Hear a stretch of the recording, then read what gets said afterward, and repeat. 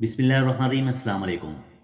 माह रमज़ान की बरकतों और रहमतों से फैज़याब होने के लिए ज़रूरी है कि हम रोज़े में भी अपनी सेहत का ख़ास ख्याल रखें और सहर व इफ्तार में सेहत बख्श खुराक खाएँ ताकि हमारी क़ुव्वत मुदाफ़ियात मुतासर न हो। इस वीडियो में हम आपको चंद ऐसे मशवरे देंगे जिन पर अमल करके आप इस माह मुबारक में ख़ुद को चाकचौबंद महसूस करेंगे। प्रोटीन वाली ग़िज़ाएँ खाएँ। याद रखें कि हमारी खुराक में शामिल प्रोटीन ज़्यादा देर तक जिस्म को सैर रखता है और भूख नहीं लगती, क्योंकि प्रोटीन में चर्बी के मुकाबले में कैलोरीज कम होती है। इसलिए नशास्तदार ग़िज़ा के मुकाबले में हज़म होने में ज़्यादा वक्त लेता है। ये एक बेहतरीन तरीका है जो आपको ज़्यादा देर तक सैर रखता है। प्रोटीन के लिए अंडे, मछली, मुर्गी का गोश्त, दही और दलिया इस्तेमाल करें। नंबर 2, पानी का इस्तेमाल।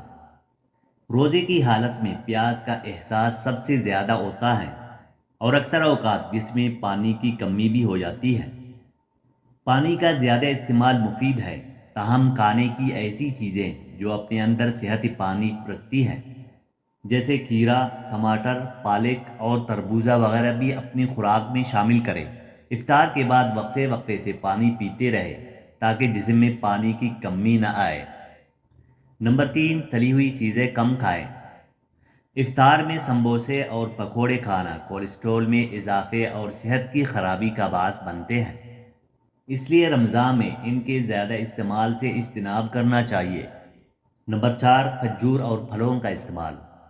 तिब्बी माहिरीन के मुताबिक खजूर के साथ फलों से इफ्तार करना सेहत के लिए इंतहाई मुफीद है, क्योंकि रोज़ादार को ज़्यादा से ज़्यादा मुतवाज़िन ग़िज़ा का इस्तेमाल करना चाहिए।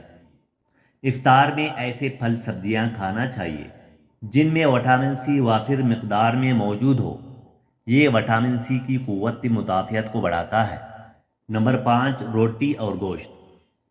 सहरी के वक्त घी या आयल में तर पराठे खाने से बेहतर है कि चक्की की आटे की रोटी खाई जाए। इससे जल्द भूख का एहसास भी नहीं होता और वज़न बढ़ने का डर भी नहीं रहता।